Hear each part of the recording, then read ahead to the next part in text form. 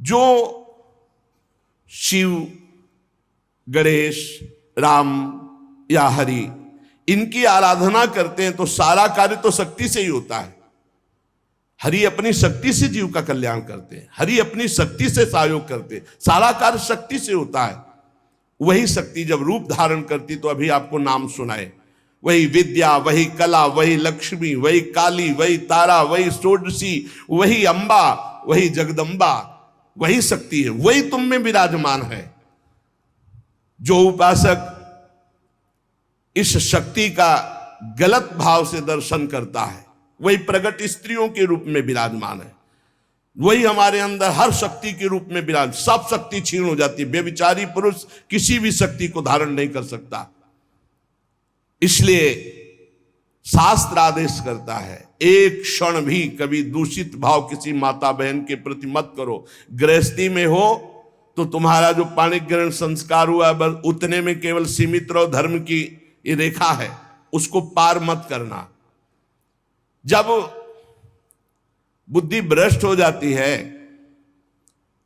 तो वो तामसिक पूजा प्रारंभ करता है, तामसिक आचार करता है जो सीधे नरक ले जाने वाला है। ये तामसिक आराधना करने वाला तामसिक वस्तुओं के द्वारा जब सेवा करता सोचता है कि मैं बहुत बड़ी उपासना कर रहा हूं, मांस अर्पित करना, मदिरा अर्पित करना, इन गंदी वस्तुओं का, तामसिक वस्तुओं का जगत जननी से, शक्ति से कोई संबंध नहीं है। जहां यह बात आती है शक्ति जागृत सबको करना पड़ता है, मंत्र में शक्ति ही विराजमान है। तो शास्त्रों का रहस्य है, शास्त्र आदेश करते हैं कि पशु बलि देनी चाहिए। तो यहां पशु कौन है? जो इंद्रियों में पशुता है और जो जनेंद्री में पशुता है, इस पशुता की बलि देने की बात कही गई है। जिह्वा का मुख्य कार्य है पवित्र भोजन करना, पर जो अपनी शक्ति को खोकर मनमानी भोजन करते हैं, जनेंद्री का कार्य है मैथुन करना। जो एक सीमा में न रहकर मनमानी व्यभिचार करते हैं, तंत्र शास्त्र कहता है इसकी बलि, ये पशुता है, इस पशुता की बलि दो कि आज से मैं नियम लेता हूं हे जगदम्बा आपके सामने सात्विक आहार करूंगा, कभी असत आहार नहीं करूंगा। आज से मैं गृहस्थ हूं तो अपनी पत्नी से केवल धर्मानुसार संतान उत्पन्न करने के लिए, अन्यथा मैं आजीवन संयम से रहूंगा। ये बलि देने की बात कही गई है। जो काम की लिप्सा है उसका नाश करो। जो स्वाद की, ये दो इंद्रियां बड़ी प्रबल हैं, जनेंद्री और रसेंद्री। परमार्थ में चलने वाले को अपनी दैवी संपदा जागृत करने के लिए इन दो की बलि देना ही पड़ेगा, जबान के स्वाद की और जनेंद्री के भोग की। इस पशु बलि के अतिरिक्त पराशक्ति को कहीं भी ऐसा नहीं लिखा कि अन्य पशुओं की बलि चढ़ाई जाए। जिह्वा पशु की बलि चढ़ाओ, मतलब जिह्वा काटना नहीं है, जिह्वा की रसेंद्री में सात्विक भोग केवल ले जाना है, रजोगुणी तमोगुणी भोजन नहीं पाना है। और ये जो अज्ञानी जन नहीं जानते हैं, ये भोले भाले पशुओं की बलि करते हैं और सोचते हैं कि मां प्रसन्न हो जाएगी, शक्ति जागृत हो जाएगी। और जो जनेंद्री को संयम में रखता है, समस्त चराचर जगत की जितनी भी स्त्रियां हैं सबको जगदम्बा का स्वरूप मानता है, भगवती की शक्ति उसके अंदर जागृत हो जाती है। विद्या समास्ता तव देवी भेदा स्त्रिया समस्ता सकला जगत्सु। जितनी विद्याएं भेद से सब है जगदम्बा आप ही हैं, और जितनी माताएं हैं वो सब छोटी बड़ी सब हे जगदम्बा आप ही हैं। जो गृहस्थाश्रम का व्रत धारण किए एवं पितृ ऋण से मुक्त होने के लिए केवल संतान उत्पत्ति के लिए अपनी पत्नी से सहवास करते हैं और निरंतर भगवत भजन करते हुए संयम से चलते हैं, उनको भी ब्रह्मचारी ही कहते हैं, उपासक ही कहते हैं। अन्यथा जगन माता की तरफ यदि काम दृष्टि से देखा तो वो संहार शक्ति भी है, तुम्हारे अंदर की साधना दैवी संपदा सबका नाश हो जाएगा। किसी भी माता बहन की तरफ काम दे, वो तुम्हारी भोग्य वस्तु नहीं है। अगर असावधानी की तो आपकी आंतरिक शक्तियां आपको छोड़ देंगी, फिर आप पतित हो जाएंगे। ये मोक्षदायिनी शक्ति है यदि सही भाव से चला जाए। उपासक इस मार्ग में, भगवत मार्ग में बलिदान जरूर देना होता है, बलि देनी ही होती है। बहुत सावधानी से सुनना, यहां अपने भोग वासना की बलि देनी होती है। जो भोगों में फंसा हुआ है उस वृत्ति की बलि देनी होती है। ये मां के नाम पर मां की ही संतान और उसका गला काट करके, ऐसी बलिदान की कहीं शास्त्रों में आज्ञा नहीं की गई। मां को हर संतान अपनी उतनी ही प्यारी होती, चाहे वो मूर्ख क्यों ना हो। तो जगन माता, जगदम्बा, दिव्य शक्ति, इनके बिना तो कुछ है ही नहीं। त्याग शक्ति, वैराग्य शक्ति, ज्ञान शक्ति, भक्ति शक्ति, प्रेम शक्ति, यही सब स्वरूपों में प्रकाशित है। जो मूर्ख मां के प्यारे बच्चे की मां के सामने बलि चढ़ाता है, मां उसके धन, जन, बुद्धि, बल, ऐश्वर्य, सत्ता, इस सब का नाश कर देती है। ध्यान देना, ये जो मुर्गा, मुर्गी, बकरा, बकरी माता के सामने चढ़ाते हैं कि हम मां प्रसन्न हो जाएगी, दीनहीन दुखी उस पशु को जो कुछ नहीं कर सकता है, तुम मां की कृपा प्राप्त करने के लिए मां के सामने मां के बच्चे को मारकर, मां को वो खून चढ़ाकर तुम जानते हो मां प्रसन्न हो जाएगी। तो स्पष्ट लिखा है, तुम्हारा सारा धन, जन, बुद्धि, बल, ऐश्वर्य, सत्ता, सब का नाश कर देगी वो मां, क्योंकि तुम उसके खिलाफ कार्य कर रहे हो। मां कब प्रसन्न होगी? जब तुम अपने धन बल से, बुद्धि बल से, शरीर बल से दूसरों को सुख पहुंचाओगे, क्योंकि दूसरे सब मां की संतान है।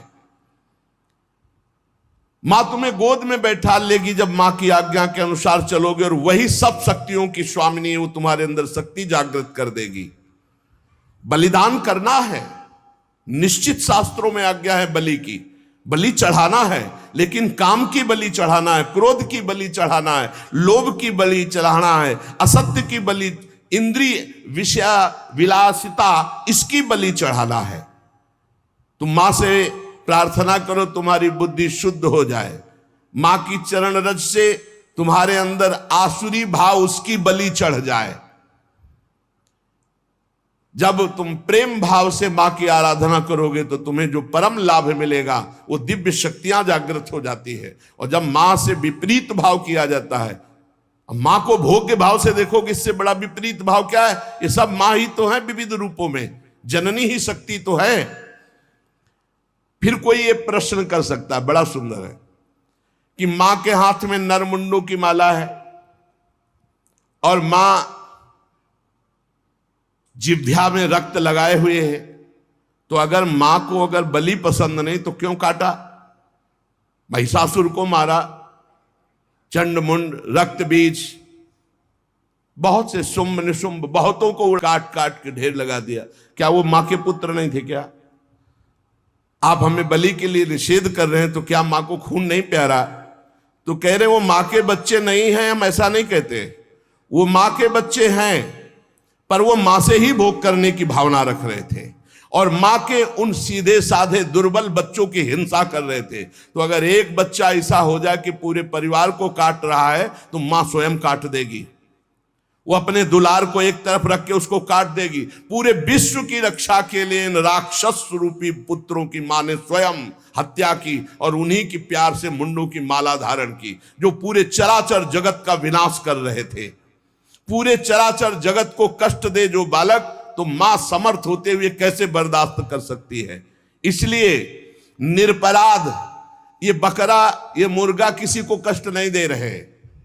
अगर तुम्हें बलि चढ़ानी है तो अपने काम, क्रोध, लोभ, मोह, मद, मत्सर की इनकी बलि चढ़ाओ, अपनी वासनाओं की बलि चढ़ाओ, अपनी जिह्वा रसेंद्री की बलि चढ़ाओ कि हम ऐसे गलत भोजन नहीं करेंगे, जनेंद्री, हम किसी माता की तरफ कभी हम गंदी दृष्टि नहीं रखेंगे, सब में भगवत भाव रखेंगे।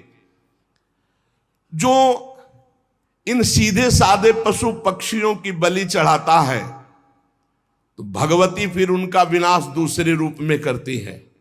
इसलिए उपासक, किसी भी तरह से कोई आसुरी प्रवृत्ति वाली उपासना न स्वीकार करे, कोई आसुरी प्रवृत्ति वाले आचरण न करे, किसी भी शक्ति को मंजूर नहीं। शक्ति सबको चाहिए, चाहे किसी भी मार्ग में चलने वाला हो, शक्ति सबके अंदर जागृत होती, बिना शक्ति के एक कदम नहीं चल सकता।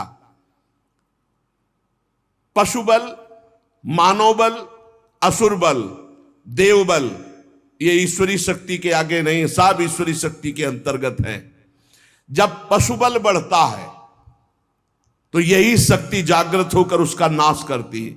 जब मानव बल बढ़ता है आसुरी प्रवृत्ति से तो यही शक्ति उसका नाश करती है। जब असुर बल बढ़ता है तो यही शक्ति नाश करती है। जब देव बल बढ़ता है और असुर भाव को प्राप्त होता है तो उसका भी विनाश यही शक्ति करती है। महिषासुर विशाल पशु बल, तो भगवान की शक्ति ने महान दुर्गा रूप धारण करके काट के फेंक दिया महिषासुर को। मानव बल जैसे कौरवों में बढ़ा, मानव बल जैसे बाणासुर में बढ़ा, मानव बल शास्त्राबाहु अर्जुन में बढ़ा, परशुराम की शक्ति ने काट के फेंक दिया।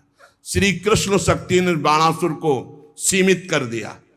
श्री कृष्ण शक्ति ने कौरवों का विनाश कर दिया। मानव बल, जब अपनी मर्यादा से कोई बल बढ़ता है तो भगवान की दिव्य शक्ति उसका शासन करती है। जैसे रावण का असुर बल बढ़ा, भगवान ने रान को कुल रोवनहारा।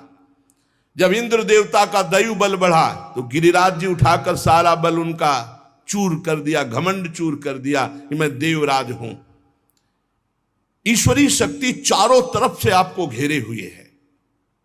आप साधारण नहीं हैं, आप भगवान के अंश हैं। आप मर्यादा से चलेंगे, आप सत्य मार्ग में चलेंगे तो आपके अंदर ईश्वरी शक्ति जागृत होगी, और असत्य मार्ग में तो वही ईश्वरी शक्ति आपका विनाश कर देगी, ऐसी जगह ले जाएगी कि आपका नाश हो जाएगा। इसलिए आप अपनी शक्ति का जागरण करें, ना कि अपना नाश अपनी ही शक्ति से करवावे। यही बुद्धि शक्ति, या देवी सर्वभूतेषु बुद्धि रूपेण संस्थिता नमस्तस्यै नमस्तस्यै नमस्तस्यै नमो नमः। यही दैवी शक्ति आपको गलत सलाह दे देगी। जब आप गलत आचरण में जाओगे, अधर्माचरण करोगे, तो बुरी दशा आने के पहले बुद्धि बदली जाती है। जाका विधना दारुण दुख दीन, ताकि मति पहले हर लीन। मति माने बुद्धि का अपहरण हुआ, जीव का नाश हो गया। इसलिए श्रीपाद प्रबोधानंद जी कह रहे, तुम्हारे अंदर शक्ति है कोटिभीर्न। शास्त्र गुरु करोड़ों करोड़ों बार समझा रहे, तुम्हारी समझ में नहीं आ रहा। तुम खलु लोक निंदा सतई, 100 बार तुम्हारी निंदा हो रही, ऐसे आचरण करते फिर भी तुम्हारी समझ में नहीं आ रहा। महानदृष्टिभीर नहीं विपत्ति सौखेर नहीं। अब महाविपत्ति आने वाली है, अब क्या करोगे? क्योंकि जो तुमने कर्म किया वो तुम्हें भोगने पड़ेंगे। पूर्व से अभी इसी जीवन में आप अपने जीवन को झांक करके देख लीजिए, आपके जीवन में क्या क्या हुआ है। आप खुद इस बात के गवाही हैं कि अगर वो केस खुल जाएं जो आपके जीवन में हुए हैं तो नरक, जेल, निंदा, इसके सिवा कुछ नहीं है। आज भगवान की कृपा हुई कि सबको ढक करके तुम्हें उत्तम मार्ग में चलाने के लिए भगवान अवसर मिल गया है। अब तो होश में हो जाओ। श्रीपाद कह रहे हैं, लेस मात्र कहीं भी सुख नहीं है, या धर्माचरण तुम्हें महान दुख प्रदान करेंगे। हाय हतभाग्य, फिर भी वो कामांध होकर दूसरी माताओं की तरफ भोग दृष्टि से देख रहा है। मनागपि नोत्सहे हतमनो युवत्या हृतम, निरोधभूत मत ईदृशम किम वितासे वृंदाटवी। कैसे वृंदावन तुम्हारा कल्याण कर देगा, कैसे तुम्हारा वृंदावन रक्षा कर देगा यदि वृंदावन में माताओं बहनों के प्रति तुम काम दृष्टि रखोगे। हाय हाय, हजारों बार करोड़ों बार गुरु समझा रहे, शास्त्र समझा रहे, फिर भी तेरी समझ में नहीं आ रहा। और मैं स्वयं कह रहा हूं कि लेस मात्र सुख इसमें नहीं। श्रीपाद कह रहे, मैं स्वयं कह रहा हूं कि लेस मात्र इसमें सुख नहीं, फिर भी तू माताओं बहनों की तरफ काम दृष्टि, दोस्त दृष्टि, भोग दृष्टि रख रहा है। कैसे तुम्हें वृंदावन रक्षा करेगा, कैसे तुम्हारे वृंदावन हृदय में प्रेम प्रकाशित करेगा जब बार बार शास्त्र आज्ञा और गुरु आज्ञा का उल्लंघन कर रहे हो।